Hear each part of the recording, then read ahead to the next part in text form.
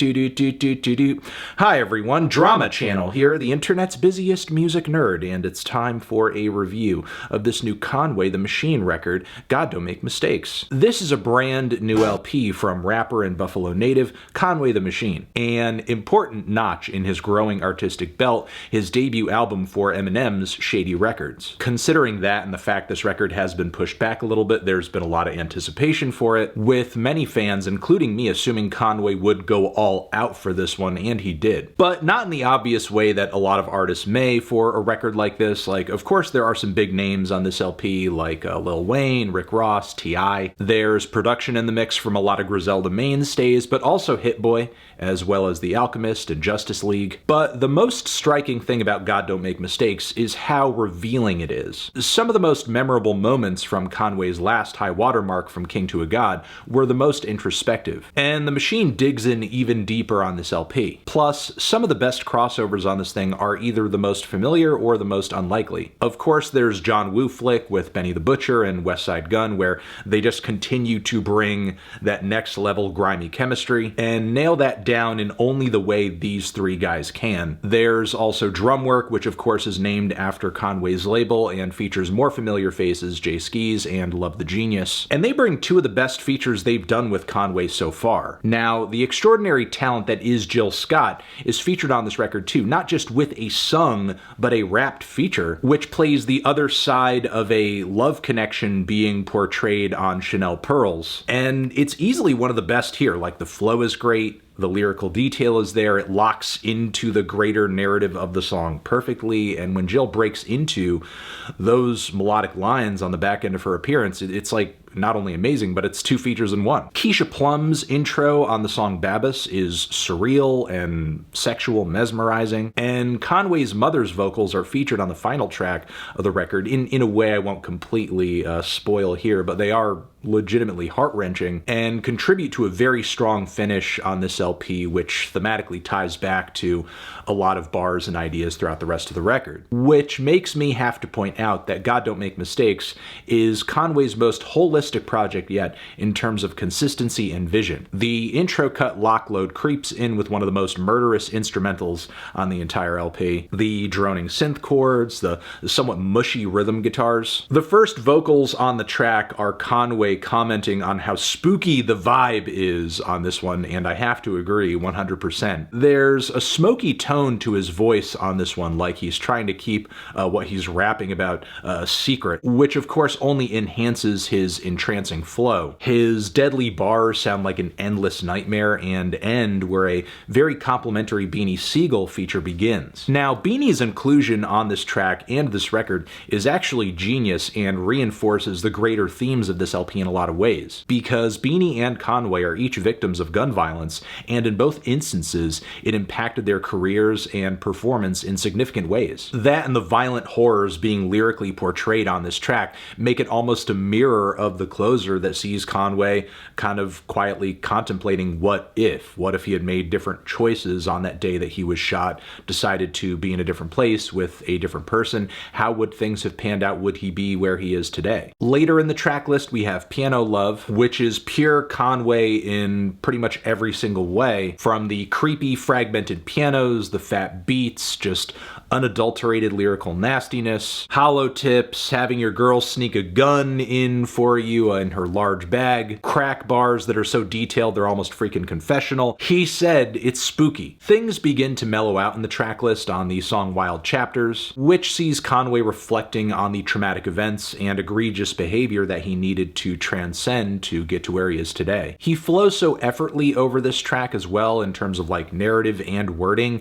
It sounds less like he's rapping, less like a verse and more like a spoken monologue. T.I. and Novel also do a great job on the track of reinforcing the song's themes of personal growth and perseverance. A great Hit Boy beat on this one too that features these little cycling melodies quietly playing in the background like a tune that you would hum to yourself. There's a beautiful nostalgia to this track that hits really deep as well, which I would say is also the case for the following Guilty, that has all these gorgeous keys and pitched soul chops in the beat. Many of the bars on this one read like a frank meditation on the ways having gotten shot has impacted Conway, from the Bell's palsy to numbness in his legs, and sort of seeing the comments and reactions that that has gotten online. And what more can you say? It's like great rapping, it's great performance, it's great writing, and Conway is delivering with the confidence and the clarity of like a Jay-Z in his prime in the mid-2000s. There's Stressed, which is obviously about stress. This is Conway's biggest emotional vent on any song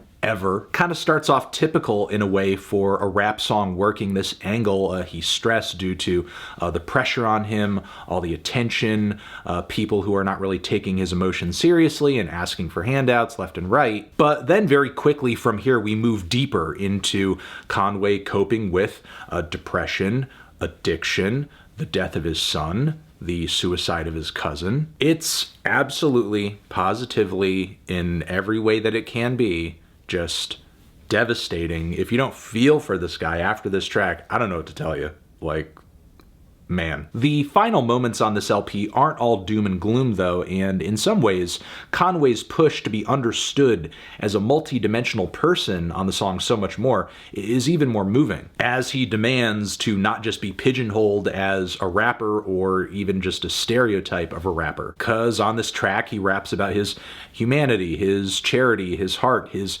perspective, which is obviously, at this point in his career, really admirable, the ways in which he's been able to geniusly navigate the music industry to grow his profile, but also maintain an incredible amount of artistic freedom. From here, the luxurious and romantic Chanel Pearls is a great change of pace. Once more, that Jill Scott feature is fire. And again, the closing track brings things full circle on this LP in such a powerful way. Now, in my opinion, there are a few weak points in the track list, but I think they're pretty relative. These cuts do have some decent moments despite some flaws, namely Tear Gas with Lil Wayne and Rick Ross.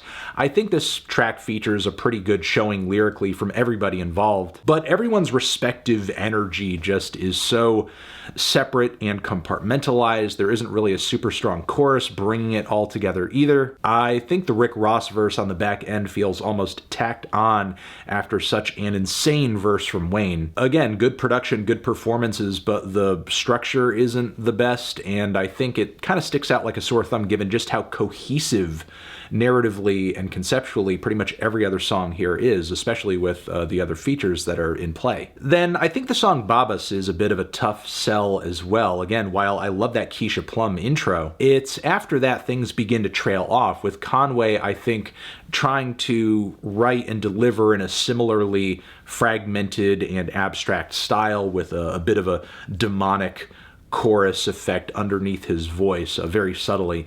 And I just don't know if like this direction is the best for him. It comes off a little awkward, doesn't really reach a strong conclusion either, even though I do love the fact that this beat is the most nightmarish and strangest on the entire LP. It's definitely a unique moment. You know, you can't say it's just kind of a generic spot or just a track that blends in with everything else. And in terms of the greater album flow, it does provide an interestingly dark pocket just before this kind of self-affirming finish. But that's kind of it for my complaints, honestly. Like, the vast majority of the material on this LP is the best Conway's ever done. He has outdone himself again. His artistry and vision just continues to grow, and I love it. I'm feeling a strong 8 to a light 9 on this one. Transition, have you given this record a listen? Did you love it? Did you hate it? What would you rate it? You're the best, you're the best. What should I review next? Hit the like if you like. Please subscribe and please don't cry. Hit the bell as well. Over here next to my head is another video that you can check out. Hit that up or the link to subscribe to the channel. Anthony Fantano, Conway the Machine, forever.